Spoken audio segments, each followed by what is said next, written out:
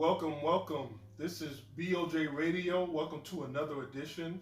My name is Juggy Savage. I am the co-founder, actually the founder of BOJ Radio. I'm joined by my friend Ralph. and we're going to be discussing a very important, very relevant topic today. We are discussing uh, Ms. Kamala Harris and why we believe, or we may not believe, that she is the perfect vice president candidate, considering the context of the situation that the U.S. is in right now. So, Mr. Ralph, we'll let you go first. First of all, for our talking points, the first major issue with Kamala Harris is the black community. So, most of the black community is up in arms and doesn't want to vote for her because they feel like she is not progressive. However, within the context of her being the county DA and Attorney General of California, compared to her predecessor, she was actually progressive, according to the Marshall Project. When people say that they should not vote for Kamala Harris because she's just like all the other politicians, what does comes to mind for you in that fashion? It's funny that you asked that question because I do believe that she is just like every other politician. I don't think she when they say that she is progressive, I don't believe she is. I think she is a moderate Democrat in the likes of Terry Booker or Biden. Mm-hmm. So I do. Maybe I'm one of those people that disagrees with her progressive stance. I believe that she's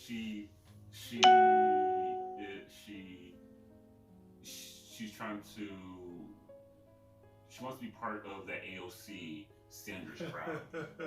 I think that's in vogue right now. So that's why she's pandering to that group. It became fashion to do something like that in recent years. When AOC got elected, correct. So everybody was trying to push left. So she's trying to be more progressive. When she, in all honesty, I don't believe she is. Gotcha. A little background on Kamala Harris, who is a current Democratic nominee that was picked by Joe Biden. She is the daughter of immigrants. Her father is Jamaican and her mother is Indian. And when I say Indian, I know there's a little bit of an educational discourse here. When I say Indian, I mean from the country of India. Something very important that I want to point out throughout the course of the video is this. Kamala Harris' mother, who's Indian, made a point of her children receiving the cultural touchstones of being black. For example, both of her parents were participatory members of the civil rights movement in the 1960s. And her mother made sure that she knew that she was still a black woman. Now, of course, there is an extended topic about colorism. Of course, she is lighter skinned because one of her parents is Jamaican, one of her parents is Indian. Mm-hmm. So she is a lighter skinned black woman, and that does have a different context in comparison as if she was a darker skinned black woman with more prominent African features. I feel like the way that she would be treated, and even her rise through politics, would be very different than what it actually is. I do believe that has an effect on it. But I guess something that we do need to establish, and that is a big issue, especially on social media platforms like Facebook, Twitter, Instagram, Tumblr, and so forth. I guess we need to have a discussion first and foremost on what is black. Mm-hmm. Your opinion on what black is based on your experiences. You are a graduate of the University of South Florida. Yes, sir. Political science. Yes. So you have training in this area. You don't discourse in this area professionally. What do you think the definition of black is? I'll go very, very simple here. If you are discriminated by in this country, you are considered black.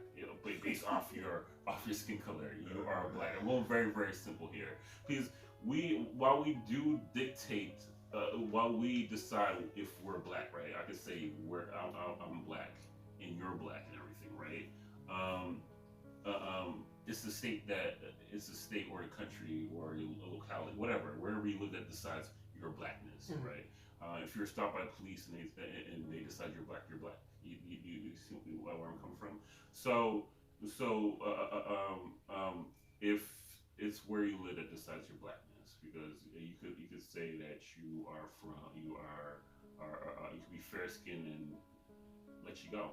Mm-hmm. In all honesty, but if the state decides you're black, you're You black. could pass. You can almost pass as white. Yes. They're more comfortable with you because you have a lighter skin tone, right? Exactly. So concerning specifically, obviously this isn't an episode about colorism specifically.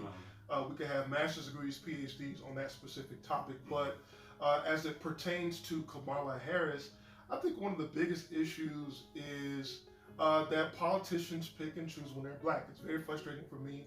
I'm a person that I have very black phenotypes. I have a big nose, I have big lips, my hair curls. There are times where politicians and to a larger sense entertainers, because politics does seem to be a game. It does seem to be like a plaything that people play around with, but obviously has real life implications. It feels like there has been times with Kamala Harris where she's sort of picked and choose when she was black and when she was not throughout her career. So, how so? So within the last 2 years, her talking points when she makes speeches, when she does debates against other politicians, as a senator, she has voiced herself, I am a black woman. I do understand the plight of the black community, versus when she first became the Attorney General of the state of California, one of the largest states in the union. She was much more of a centrist. She was appealing to all things for all people. Of course, again, she is the literal daughter of immigrants. She did grow up literally with her parents protesting as organizers within the civil rights movement of the 1960s. So she does understand how it works from that standpoint. Go ahead. No, I completely agree. I completely agree with her choosing when to be black. I do believe that when you say politics is a game, it truly is sometimes. For most part, I believe it's a game to a lot of these politicians. Yes, she chose when she knew she was running for president. She in the time span you're talking about, was 2 years. She made it a point to say that she's black, so she could get the African vote. When she was running for president, it really didn't work for her really well. Given, we'll talk about this later, but given her as AG of the California. I think with her running, the whole point with her, trying to run for president, it's sad to say as it is, and I disagree with this sentiment, but I truly believe that Kamala Harris, just being a woman and being perceived as black by the greater portion of Americans, worked against her. I just don't think that Americans are ready for a woman president, even though 4 years ago, when we had Clinton and we had Trump, obviously, as bad as Hillary Clinton is, from a standpoint of her track record, she was fully qualified. Yes. No, I must admit, to be the president of the United States. No, and I completely agree with that. I think that her being a woman was a huge part in why she was elected. I think it was the biggest. It was the reason. And then the second strike of her being perceived as black was also a big issue, as far as her gaining more traction nationally. I disagree. I disagree on that. Why is that? I think her being. We'll talk about this later. I think it's the fact that she was AG, and that's why a lot of black voters did not vote for her. That's what killed her more. So it's not the reason she was black. It's the fact that the liberals and the young African Americans saw that as a negative. And that's why she was. And the fact she was also moderate, and most of the moderate voters went towards Biden and all the other candidates. And I want to go back to something as well that you mentioned as well. This question amongst mostly conservatives, saying that she's not black. She is black. As you said earlier, if the state defines you as black, you are black, and she is black. The reason why conservatives make that issue is because since she's Jamaican, she doesn't know she's never lived the typical African American perspective, and and so therefore she can't be back apparently. But at the same time, that's also a falsehood that we need to dispel on BOJ Radio, because her mother sent her to an HBCU. She joined the AKAs. That's the oldest sorority in the black sorority in the country.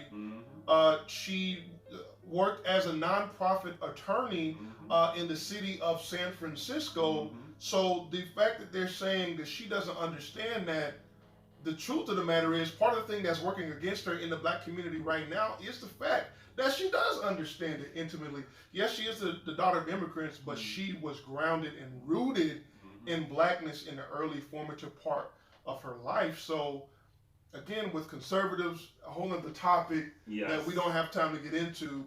But I want to ask you this question as we move along into the show, because I want to keep the attention span of our listeners, and I do want to have dialogue. Of course, you can, give comments and constructive criticism below. The 1994 crime bill. She's now the vice president. She's a Democratic nominee along with Joe Biden. They are trying to take down 45 Donald Trump. So the 1994 crime bill, the author, or the progenitor person who wrote the crime bill, was none other than Mr. Joe Biden himself, who, by the way, happens to be older by a few years than Donald Trump. Now, this is such an interesting paradox.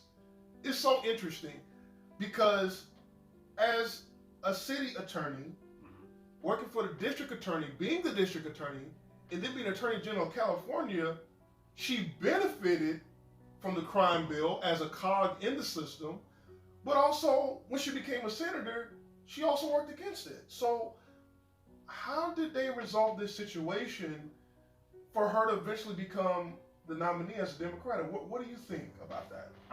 Again, it's politics is a game. Politics is a game.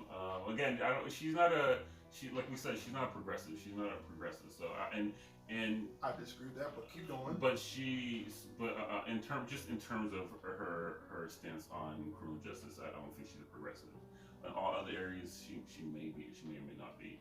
But she's again, it's a game, and so as soon as she decided that she's going to run for president, I'm against the crime bill. But when, in all honesty, you've done all these things as AG, where you benefited from it, I remember during the debate she said that it's a form of mass incarceration, but she did not when she had an opportunity as AG in California. It's true. She didn't let people go free, that she could have when she could have the ability to do so. So as soon as it's the fact that she was running for president that she became a progressive in a sense. Do you feel like Senator Harris, as she's formerly known at the moment, do you feel like she became more progressive when she became a senator? California? Yes. Okay. And I think, and that's the thing. And this is the thing when it comes when you talk about being a black politician, right? Especially more so even as a prosecutor or even as a president. You can talk about Obama in the same sense. How do you rectify it? I think there's a rectify is the word, but how do you represent the African American community while being a person who's supposed to govern the whole United States, right? And a lot of times people, Obama, go ahead. So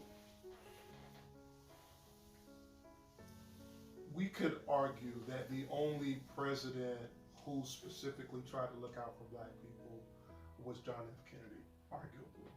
We could argue that the other presidents that existed before and after Kennedy did things for the American people, or they did things for people who had less than. That's interesting, Jonathan. Go ahead. I would say LBJ as well. The Civil Rights Act, the vote.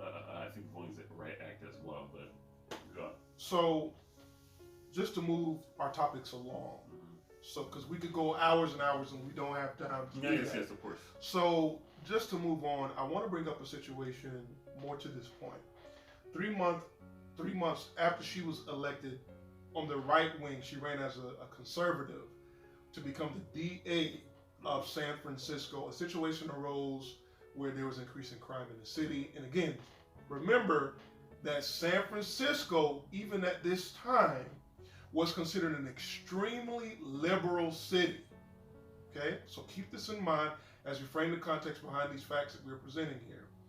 3 months after she became the DA, a situation arose where a man, an African American man, was in a car chase with police officers and ended up killing one of the police officers. Mm-hmm. As we can all imagine, the city was in uproar and was calling for the death penalty. Mm-hmm. However, in a monumental decision at the time, Kamala Harris, true to what she said while she was on campaign before she became elected, made the decision that she would not pursue the death penalty of this individual. What was his name again? I forgot his name. David Hill, I believe. Mr. Hill. She made a decision at the time. The man was going to get put away for life. Now, we could talk at a later point briefly about the irony of somebody killing an officer, and they talk about the death penalty, but if a police kills a civilian, specifically African Americans, they get paid and they move on. That's another topic. So we look at the fact that she said she will not pursue the death penalty. That single act, and one of the premises behind my argument that she is qualified to be the vice president candidate on the Democratic side of the United States of America. She decided not to pursue the death penalty, even though the media, the police chief, the police benevolent societies, senators, representatives, city council members, commissioners, everyone was saying, the community, or at least part of the San Francisco community, was saying, off with his head. She said she wasn't going to do it. What do you think about that? That act alone made her more progressive than all her predecessors. Well, you have this look on your face, Rob. What are you thinking about this? I do appreciate her holding her ground on this issue. It doesn't make up for all the harm that she has done. I don't. Just one act of righteousness does not make up for what she has done as an AG in San Francisco. She's done a few other things. She did a few other good things. I'm not gonna sit here and say that she's an extreme AG where she put everybody in jail or anything like that, but and kept people in jail or did not prosecute other investigate other police brutality cases and stuff like that. Mm-hmm. Which she did not do, where that truancy issues where she put parents in jail, right, for not sending kids to school and all that. It's just that one instance doesn't make up for all the other things she has done poorly. The next instance that we want to discuss on the show when it concerns Kamala Harris, again, my name is Juggy Savage. I'm the founder of BOJ Radio. You are watching the episode on why Kamala Harris is the correct choice for vice president nominee. Hopefully, she will be the vice president in a few months. She better be the vice president based on the things that are going on right now in the White House and across the country. The next major point that I want to speak of as we move along in the show is when she became the AG, she won by 1 percentage point. She did not have the backing. She's one of the few attorney generals in U.S. history that did not have the backing of any of the police unions across the state of California, specifically L.A. Police union, because it has so much pull.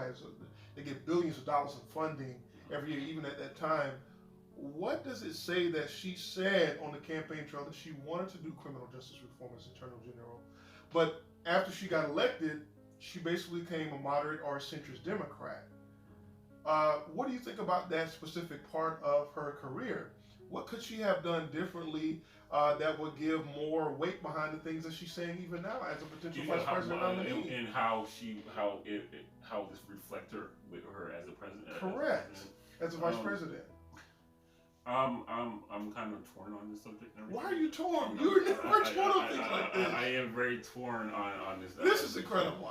Because at the same time, because I like the fact that she when as a candidate, she says all these things, right? I think and when you run for politics, it's just how it is. When you run for politics, you have all these goals and aspirations that you want to do, and you promise to people as well. But once you get into the job, you realize it's not as easy as you think, right? And this is the thing. This is something that I see with Donald Trump, which is a problem, right? People see it as a negative because people see it as negative. People like, oh, you said all these things, you have all these promises, but you didn't keep them. But at the same time, when you get into the job, you realize the restrictions and the restrictions that you have as when you get into the office. With Trump, when he became president, he didn't realize it. He like, oh, I can't do that. I promise, but he pushed through. And that became a very negative thing, because he didn't realize some things he said he just can't, he couldn't right. do. So, well, he's even now pushing through executive orders that are highly questionable. Exactly. Exactly. So when you talk about Kamala, right? She just came. When she got into the office, she realized some of these reality hit her, and she realized she can't. So this plays perfectly into my second premise for today's show. Perfectly. I need you guys to catch this. This is almost the same thing as what happened to Obama. Mm-hmm. They make grand promises. All politicians make grand promises on the campaign trail to get your vote because your vote is so valuable. That reminds me, November 3rd, get out and vote. Do it in person. Do not mail it in. Do it in person. And make sure that they count your vote November 3rd. Everybody, I don't care who you are, make sure you're registered in your precinct. Mm-hmm. When Obama got in office, there was a lot of different programs he wanted to do for people, wanted to do for the infrastructure of our country, that they admitted, Mitch McConnell and others have admitted on video record, hard evidence, and they've said that we decided before he became president that we will refuse to pass certain bills through. So I feel like partially, Senator Kamala Harris, she's black, she's a woman, she's now the Attorney General. When she got elected, she did not have the support of the police unions, who of course are extremely powerful in this country. They can kill people without immunity. They don't have to get held accountable. So she realized, oh wait, the things I talked about on the campaign trail, it doesn't quite work like that when you become the Attorney General. You become this cog in the system. You end up upholding the system, mm-hmm. and then you realize that if you want to keep that position and continue to rise up within politics, that there are things that you can and cannot do. Mm-hmm. When Obama was in office, he talks about it now that he's out of the office, mm-hmm. and it's not a taboo thing to do. He talks about all the times that he wanted to create programs. Yes. He wanted to extend health care. Yes. He wanted to fix the parks. He wanted to fix our roadway systems, and a lot of these bills, because they cost money. Remember, we have the biggest deficit now that we've ever had in United States history, but that's besides the point.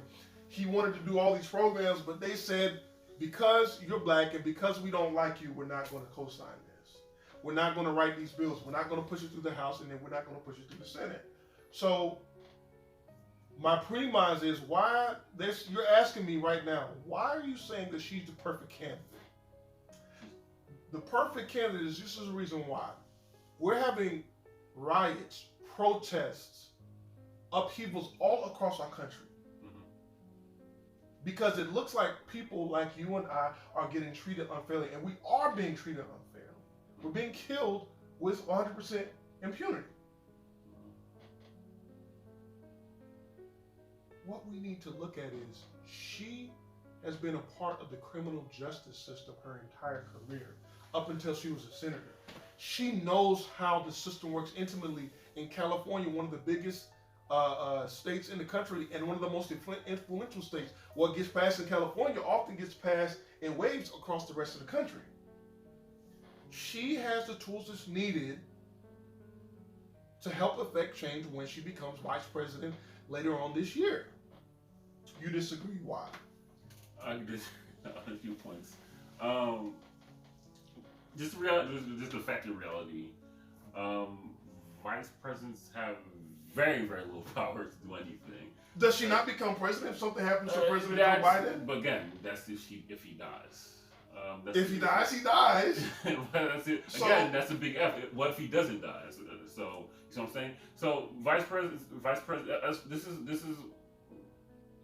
I feel like we should temper our expectations a little bit, because I do believe the benefit of having Biden and Kamala is the fact that they bring back a sense of normalcy to things. We're not going to have all these headlines every single day, and we will address issues like criminal justice reform. We will talk about these things where Trump just says, we need more police. We're gonna address it, and we're gonna have a real presidential candidate. That's where I feel Kamala will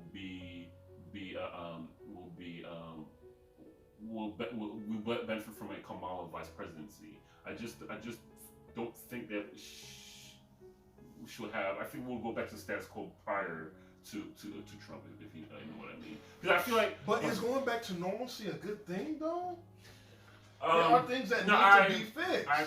Again, we're talking about a moderate Democrat here. We're not talking about this is why all these progressives are upset, because they are upset that they are upset we're going back to the status quo. If they're thinking about the progressives, moderates are fine with this. They really don't care. But progressives are upset that we're going to go back to status quo, or we're going to have Trump again. So they're picking the they're going back to status quo better than what happened. Speaking about status quo with progressives, the definition of progressive when Kamala was the DA and the AG, and the definition of progressive today seem to be very different depending on who you ask.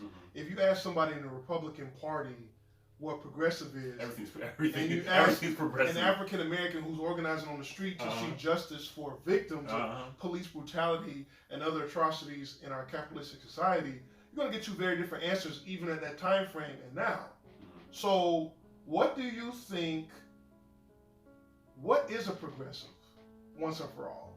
You being a political science major, you graduated. What really is a progressive? What does that mean for the viewers, in case they're confused about that? It varies. It just depends on. That's not what I asked you. You see what I'm saying? It is very. You see what I'm saying? That's not what I asked you. It is very. It depends on the individual, but in the sense of in today's society. I think most progressives would want a style of progressiveness in the sense of European free healthcare, universal healthcare, okay, free education, things of that sort. That's what progressives would like, a more European style. So we want strong infrastructure, is what you're saying. Yes, exactly. Basically, I want to say a welfare state, but I don't think that's the right terminology. But something more European style, style of government and stuff like that. So progressives would like that. So we get to the last premise of today's episode. Thank you everybody for watching. Please follow me on Twitter at BOJ Radio, Facebook.com/BOJ Radio. Please drop your comments and thoughts below. I'd love to hear from you. So, final premise. We're getting into the home stretch. We have said, again, we have a two-party system in the United States due to the super PACs and the way our funding works. It's crazy. I don't believe in it. I don't believe you believe in it either. But this is what we have. Your expectations for Joe Biden and Kamala Harris. What do you expect of her? Yes, you say the vice president doesn't have as much power.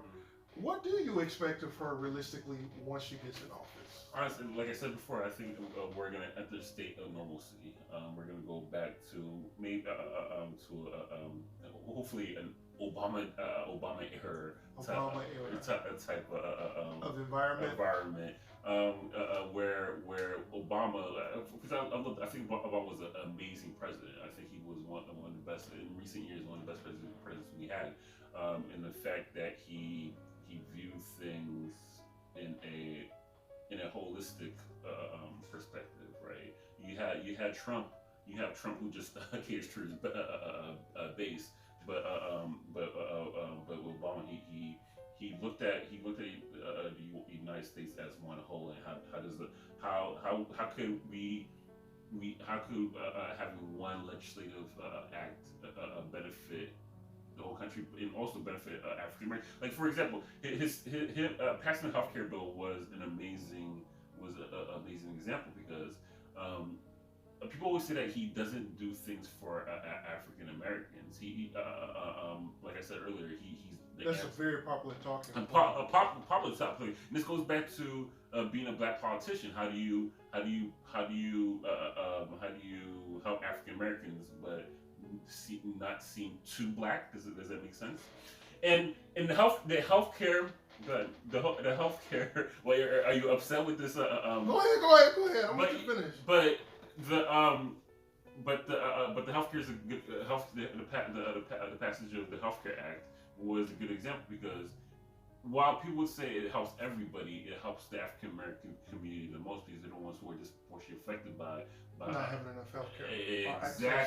Exactly. So Obama was a pro at doing stuff like that, where it's helping the whole. It's good for black people, but he presented it as good for everybody. Yes, exactly. It helps the whole, but it's helping African Americans the most. Even though because of the way insurance works in this country, health insurance companies still found a way to poke holes in it and present it as much different than what was originally supposed to pass. The Affordable Care Act. Yes, in the sense that they were part of the deal. It helped a lot of people, but then unfortunately there were people who also got the short end of the stick. Yes. Due to income. The income stratosphere we have some people on the extreme poor end. We have the working Americans, which where a majority of us are.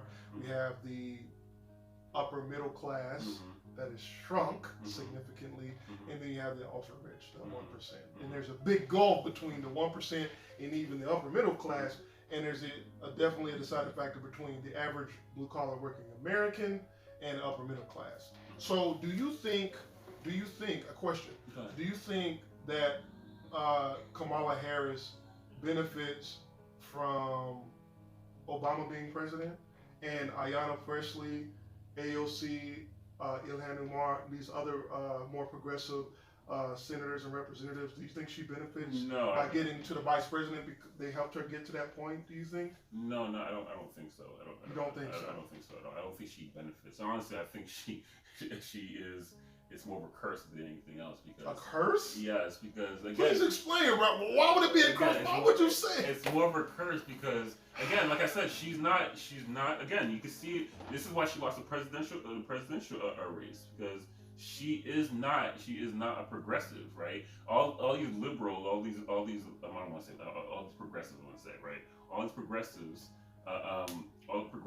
want her to be like AOC. You see the memes online, right? The progressives are saying we got Biden and Kamala, but we really wanted AOC and Sanders. Yes. That was a dream ticket and everything. So it's more of a curse because if you're gonna hold these as examples of what she should be, she's just not it. So you're having these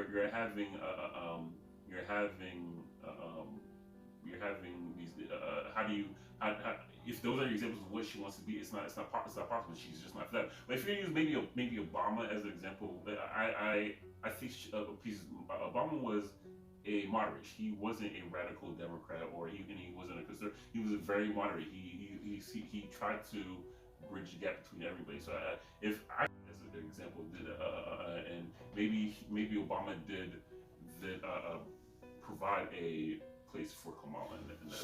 Our final topic for today's episode that I want you to spearhead in regards to Kamala Harris, the black politician.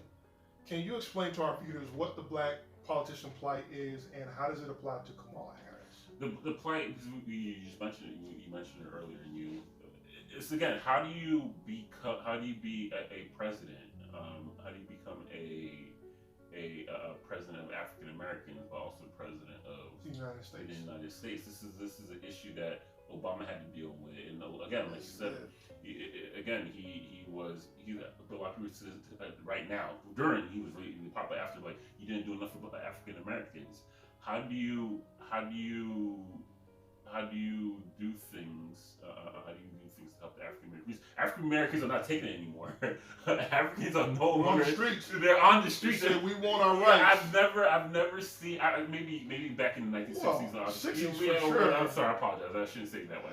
But political science major. You see, I thought I was supposed to bring an expert. He's supposed to know what he's talking about. I'm sorry, but in recent years, we haven't seen have seen this outrage and everything. Now we're taking, because back in the day, if Kamala just being black, people like, we're gonna vote for her. But now they are actually looking to records and saying, no, you. What is your track record? Yeah, look at you as a prosecutor. Why would I want that when you did all that kind of stuff? That's more than what we were doing before, where it's just like if they were black. Yeah, Obama was a good example. 90% of people voted. His percent of African American voters, 90% of African Americans voted for black. Because he's black. Essentially, I don't. But that's just how it is. But now Booker failed. Kamala Harris failed. They're no longer taking it anymore, right? They are asking for what they want. So, which is a good thing. Which is absolutely a great thing. But but this is going to be a hard thing because I feel like Kamala was partly accepted as vice president because she was black. And because that about one black woman, but now she might have the job. How will you accomplish these goals? So I feel like she was more of a I'm gonna make you happy by electing him, but what are you gonna do now that you're and that's where This is where I am. Because again, vice presidents don't do anything. They really don't. Let me ask you a question. Depending on if the president allows. Let me ask you a question though. Mm-hmm. Do you think that Harris will be the policy whisperer to Joe Biden, the way that Joe Biden was in Obama's ear when he was the president? It depends. It depends on how they work together. It depends on. Remember, they were on opposite sides. First you had Joe Biden was the author of the 1994 crime bill that put so many black and brown people in the mass incarceration system. We have more people in prison than any other country in the world. In fact, we have more people in prison than combined in at least 30 to 40 other countries around the world. Mm-hmm. At first, the current Senator Kamala Harris, she benefited from it as a prosecutor and attorney for the state, for the system. Mm-hmm. Then, when she became Senator Harris, then it was, how do I try to dismantle the effects of this 1994 crime bill? So she's partnered up with the same person who wrote it. It's just such an interesting dynamic. It is interesting. And I have to be honest here because I know people are going to jump on me in the comments about this. We know that one of the major reasons Senator Kamala Harris was picked is because of the protests that erupted around the country. Not that they weren't happening before, because they were. Truth. Because of the level of protests happening around the country and the racial discord that's going on in our country that we all live in right now. We know that the DNC organizers, different organizations, the NAACP, black organizations galore, said to Joe Biden's team, listen, you will put a black woman on this ticket if you want to beat Trump. And that's probably, if we be completely honest, the only reason why Kamala Harris got picked, because again, she already tried to run for president, she didn't make the cut, and I don't want to say that she's not going to be, if she was if Biden died, God forbid, right, that she would be a great president. She is. I think she. And I plan on protesting Joe Biden when he gets in office. As soon as he gets in there, you need to straighten your behind up. I agree. But continue. But yeah, and it's not to say that she's not a qualified president. She is. She's definitely qualified. I think when I thought when she ran for president, she was my number one candidate and stuff like that. So she is definitely qualified. Just that it is true. The only reason she is vice president is because she was forced to. They forced Biden to elect a black woman. She probably was the most qualified of the group. She had other qualified candidates. Susan Rice. I love Susan Rice. She was a great candidate as well. The representative, I forgot her name, the representative from Orlando, was pretty good as well. So, ladies and gentlemen, Juggy Survives. This is Ralph. Thank you so much for tuning in to today's show. Do you think Kamala Harris is the #1 pick? Do you think that she is the perfect pick for Vice President of the United States for the Democratic Party? Let us know your thoughts in the comments. Thank you so much for watching. Have a great day.